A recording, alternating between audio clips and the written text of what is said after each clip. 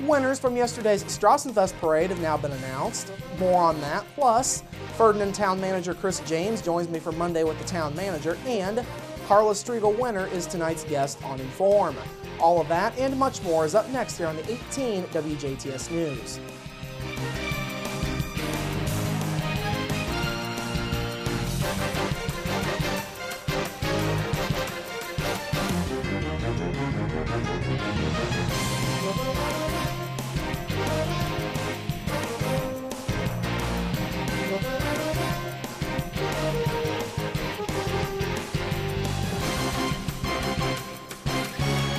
Hello, I'm Bradford Raths. We begin tonight with the release of state I-STEP scores. Those were released early this morning, and several local schools showed improvement this year. Statewide, nearly 75% of students passed both the math and English language arts portions of the test, a 1 percentage point improvement from last year. The biggest gains were in the English and language arts test, where nearly 81% of students passed. In a statement, School Superintendent Glenda Ritz says the improvements show the great learning that is happening here in Indiana. As mentioned, local schools also fared well. In the Greater Jasper School District, Ireland and 10th Street Elementaries saw more than 4% improvements in their scores, while Jasper Middle School had a slight drop of less than 1%. Moving to the Southwest DuBois District, Holland and Huntingburg Elementaries both raised their scores by more than 5.5%, while Southridge Middle School dropped just over 1.5%.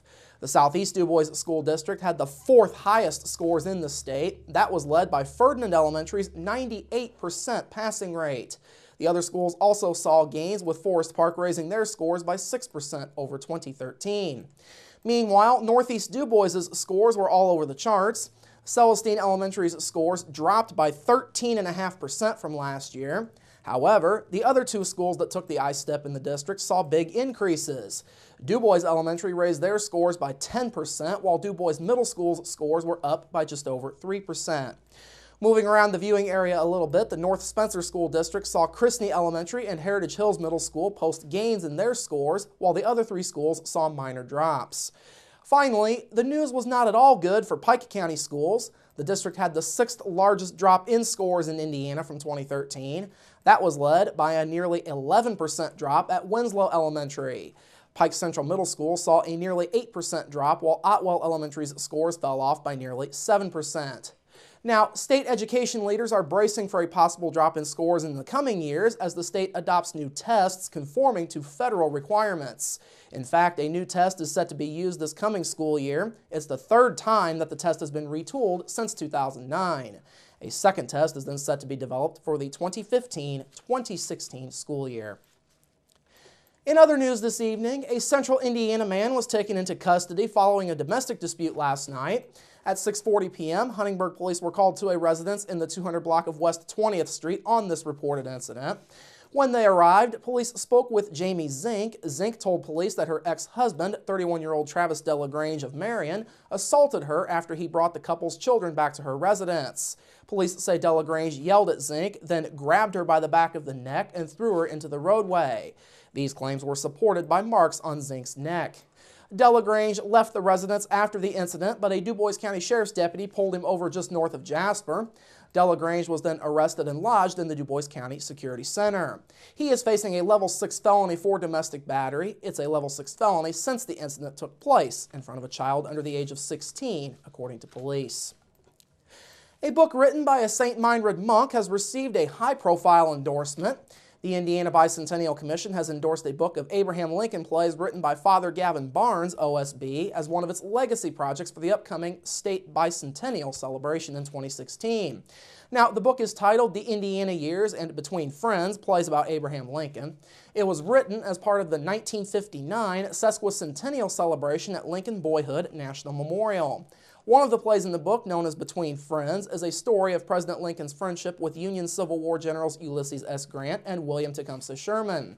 That play was originally featured during Lincoln Amphitheater's 2012 season. Now, as mentioned a moment ago, 2016 marks the 200th anniversary of statehood for Indiana. It's also the 200th anniversary of the year when Lincoln's family moved to present-day Spencer County. Mary Jean Schumacher is the Director of Communications for St. Meinrad. She says Lincoln's place in Indiana history can never be understated. It was here that he learned the values and the characteristics that would serve him well throughout his life. His love of education, his love of reading, his sense of fair play. It was here that he took his first trip down the river to New Orleans to see slavery for the first time. So it were all these things that basically formed Lincoln. So I think all of us have a vested interest in understanding a little bit about how he grew up and what it was that formed him and made him into the great president he was. Now, the Indiana Years and Between Friends was published last year. It's now listed on the state's bicentennial website, which is indiana2016.org. The St. Meinrad Arch Abbey gift shop is also offering the book for sale. It's $5.99, and you can also go online to stmeinradgiftshop.com to get your copy. Well, yesterday marked the end of the Jasper Strassenfest, but parade awards have now been given out. This year's parade saw winners in 5 different categories. These were the Strassenfest Award, the Heartwarming Award, the Community Award, Chairman Award, and the Parade Marshals Award. This year's winners are German American Bank. They won the Strassenfest Award. The Heartwarming Award went to Dance Central Academy of Performing Arts. The Community Award to Old National Bank. Hope Equipment and Outdoor Power wins the Chairman's Award, and the Parade Marshals Award went to the Strassenfest Hofmarschall and Jasper Community Arts. This past weekend also marked the Talent Spiel presented by 18 WJTS on the Strassenfest's main stage.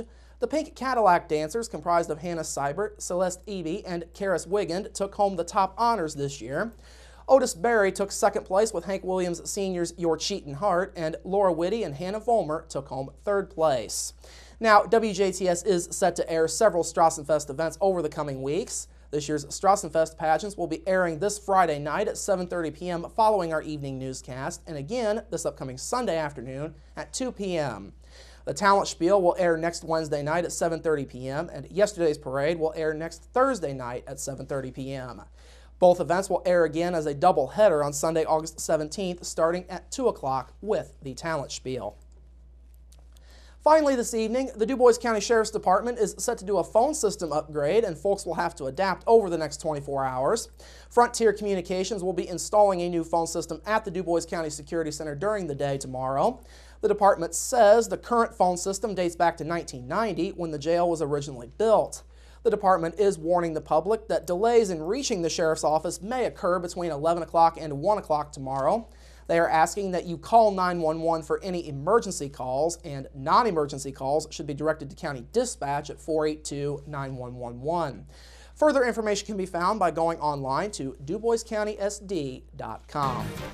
All right, coming up after the break, Ferdinand Town Manager Chris James joins me for Monday with the Town Manager, plus your local forecast, sports with Kurt Gooksell, and Inform with Carla Striegel-Winner. That's all up next here on the 18 WJTS News. Local people watching local people.